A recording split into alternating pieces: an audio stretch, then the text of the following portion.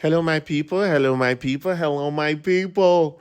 Didn't you guys miss me last week? Last week, I didn't do an unfiltered voice note, and nobody said, hey, Rush, how come you don't do an unfiltered voice note? We miss you. Nobody. And I felt a little way because I was just like, wait a second. Is it that you guys are okay with me missing things? Because if that's the case, I won't do it. I'll just continue going about my business and going about my life and just, you know? I'll just be going. Anyways, hi guys. Welcome to Unfiltered Voice Notes. You know what kind of party this is? This is a party where we say what we feel, we mean what we say, and we're just going with the vibes and going with the flow. So I'm in my room now. Just came back from church and I'm gonna eat some food. Church was phenomenal, right? When I say phenomenal, I mean it exceeded all my expectations because this week we spoke about spiritual warfare, but not in the way that we're accustomed to hearing about it. It wasn't like Roboko Shaila Pai. Oh, in the name of Jesus. No, it was very like honest. It was a real conversation about, what do you do when you believe that there is spiritual warfare happening. As a matter of fact, not even what do you do when you believe it, but since you are aware that you're not fighting or wrestling against flesh and blood, but principalities and so on, how do you approach that? And how do you fight for not only your life, your children's life, your family's life? And they were also talking about the cognitive dissonance that we experience as believers of Christ and as Christians, because you are hearing what God is saying and you know what God is saying is true, but your reality does not reflect that. Like, how do you balance those two and how do you reconcile those two? So it was really, really good. It was super exciting. It was, I don't know, it was just such a great experience for me spiritually. And I'm very happy that I was able to see it live because, a lot of times I think that the part that is missing from the Christian walk or from the gospel or from church is just this whole practical aspect of what we're really going through, not what we need to be told about ourselves and not what we need to be told is wrong with us, but how do you navigate everyday life as a believer of Christ in this also wicked world. So I'm just coming back from church. Gonna eat some food, and I'm actually shooting on some more episodes of the pod tomorrow. So I'm super excited about that. Today I want to talk about something, but I think I'm gonna talk about it at the end. Like, when we just started Unfiltered Voice Notes, it used to be more than one topics. Like, I don't know when we get carried away now, just doing half a topic or piece a topic. Or, like I'm trying to carry it all the way through. So I saw that Cowboy Carter was out. Like the tour has started, right? And one show keep, two show keep, and in two shades of a duck, Beyoncé is already like looking on the ground, where is my mark?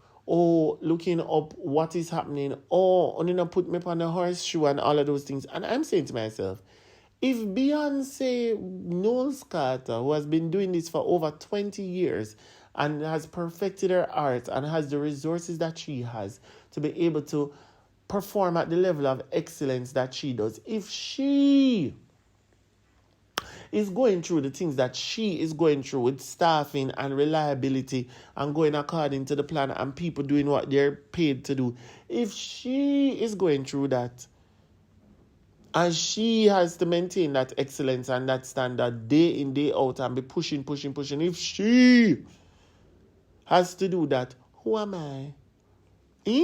Now, I've been going through some things in terms of work, and the work that I do, not only with the podcast, but otherwise, and just having people understand that excellence is the standard and excellence is supposed to be our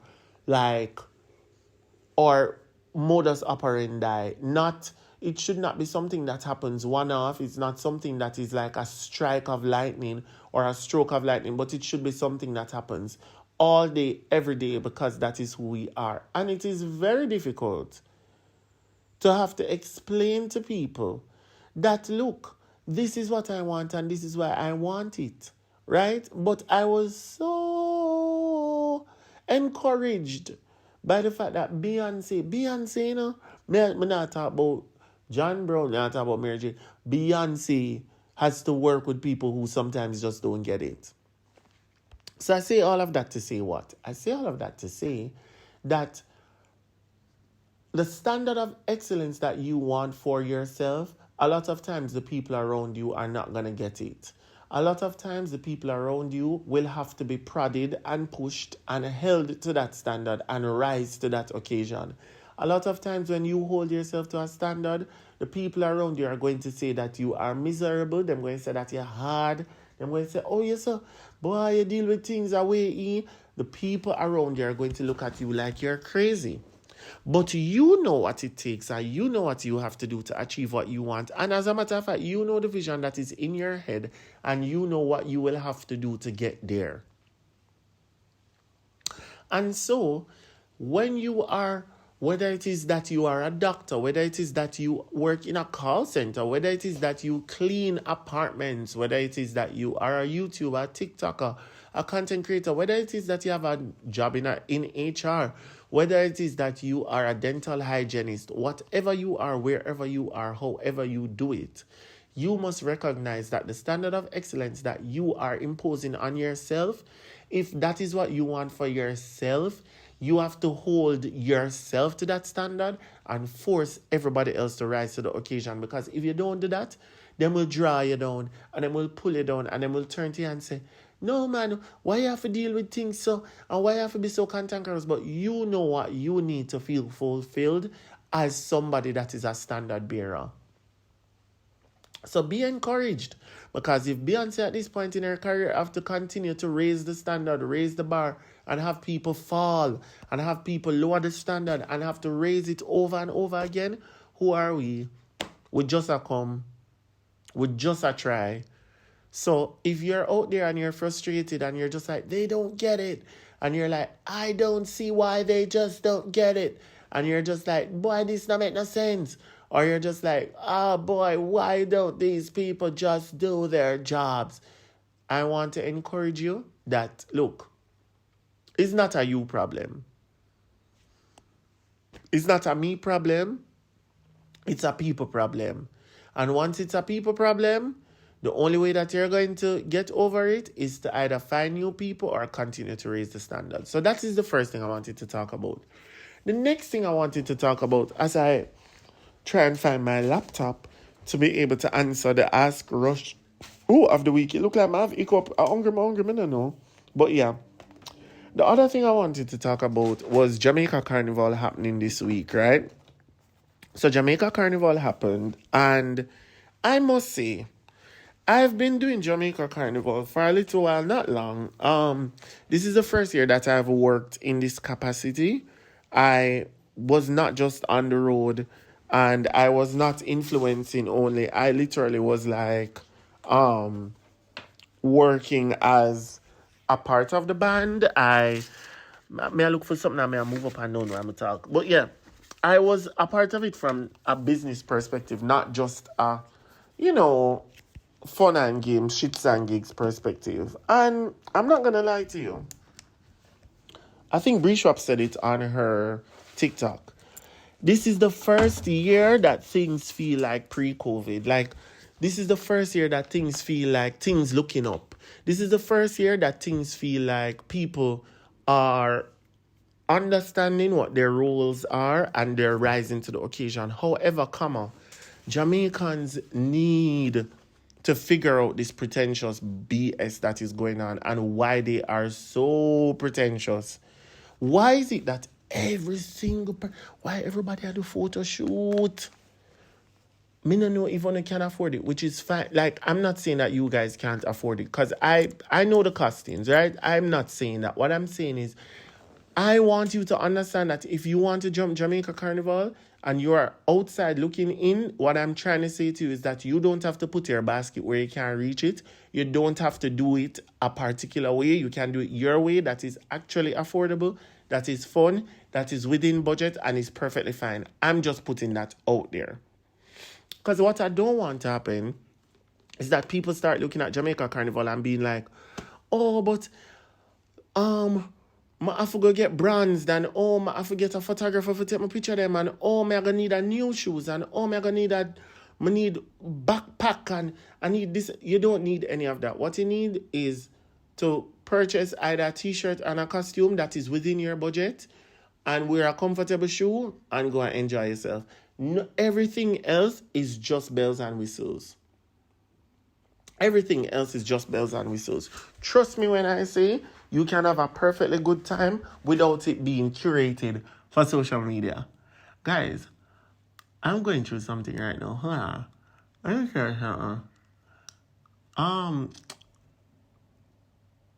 Hold on.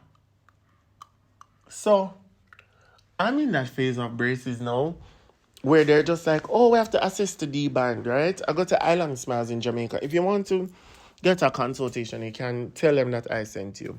But I'm at that phase now where everything is, oh, if you do this, then you're able to take it off. Assessment to D-band, assessment to D-band, assessment to D-band. So having these elastics, and the elastics are great, you know. I actually like them because I chat so much and it gives me a nice tension on the jaw. However, me I talk a while ago and I just feel like say my mouth catch. Like I was just like, whoa. Like me literally feel like say somebody hold my mouth and say, so I was just a little shocked. You know, I was a little concerned. But anyway, back to the carnival thing. The other part I want to talk about with carnival is the rage baiting of Jamaican journalists and news outlets. Okay. So while carnival was happening, there's this guy in Jamaica called Miguel. Miguel is very, very comfortable in himself. It's obvious. He walks, he dances, he prances, he does whatever he feels like. Honestly, he's an inspiration because he lives out loud. Like, there's nobody that is telling Miguel or is able to tell Miguel, no, you can't do this, don't do that, don't do this, don't do that. Like, that man is just living his life on his terms in his way. Cool?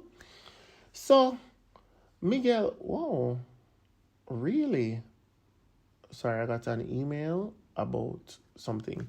Yeah, so that man is just going about his business, living his life. Here comes the Gleaner and here comes the Star, doing an interview with him and posting it, knowing exactly what feedback or result they're trying to get from the audience. So, you know, everybody's in the comments with this inflammatory language saying, oh, this is what Jamaica come to, this, that, and rate it and blah, blah, blah. And I'm just sitting down there and I'm reading these comments and I'm just like, do these people have family members? And do these people have friends? And do these people have kids? Like, I am genuinely concerned that as a country, better yet, as a world, we are not okay with people doing what they want.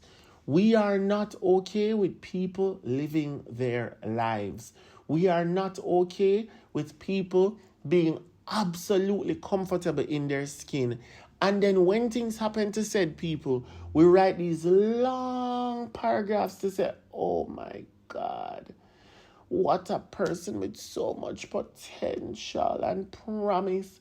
And if he only knew how much he was loved and rated it and blah, blah, blah.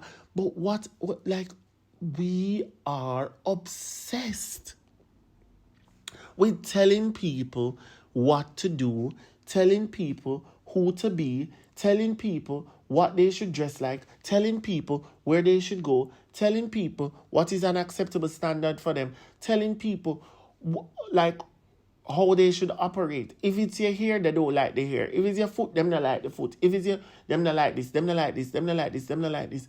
And I mean, this is Mental Health Awareness Month, but like, generally speaking, we need to stop. But you know where we need to start with stopping? We need to stop with the rage baiting as media companies. Like, you know that somebody is going to be subjected to hateful speech and inflammatory language and all sorts of things.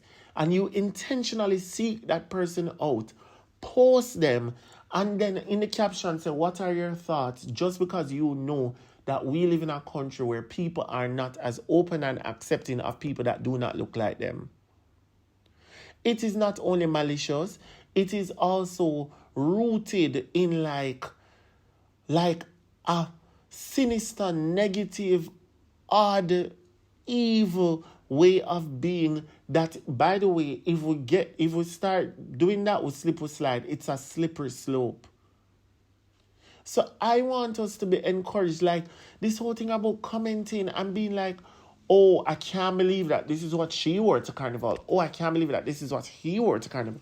Oh my God, I can't believe that this is what Jamaica has come to. Oh my God, I can't believe that. Oh my God, I can't believe. Oh my God, I can't believe. What I can't believe is that people feel comfortable speaking on other people on a public platform like that. That is where we've lost our way. That is where we've missed the mark. And so I don't know if anybody's listening to this from any of the media outlets. I'm just perpetually and continuously disappointed in the way that they choose to handle things like this. One of the outlets said to me, hey, we want to take a photo of you. We want to do an interview. I said, no way in hell are you subjecting me to any sort of discourse about my being, about my presentation, about my existence on a day like today. I am not doing it. And it really sucks that we live in a country or we live in a world in which people are not comfortable just going on social media and being on public platforms just because people are so filled with hatred and venom. It's not nice. But anyway, I digress. I don't digress, that's really the point. But I'm going to wrap this up because I'm on the border of 20 minutes. I'm now on 17 and I'm going. But the last thing I want to say is that I am forever grateful, and I want you guys to understand that I am living in an answered prayer. And the reason I know that I'm living in an answered prayer is because this is exactly what I've always wanted to do. I've always wanted to have a platform where I can feel comfortable sharing my thoughts, my feelings, my emotions without any sort of fear of being ridiculed, without any sort of fear of being chastised, without any sort of fear of being criticized beyond what is natural in terms of conversation and opinions.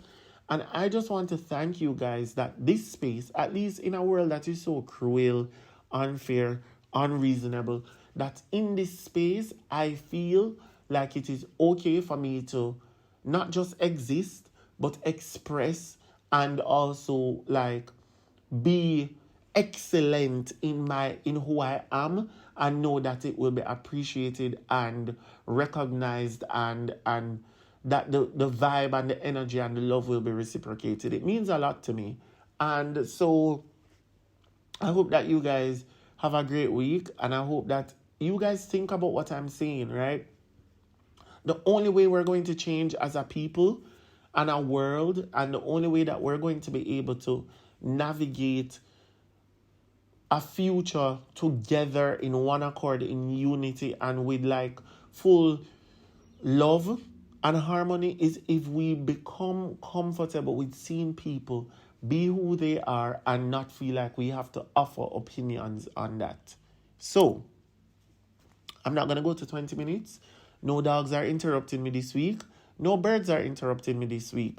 But if you made it to the end of the episode, comment on the Instagram or comment on the YouTube and say, we are moving forward.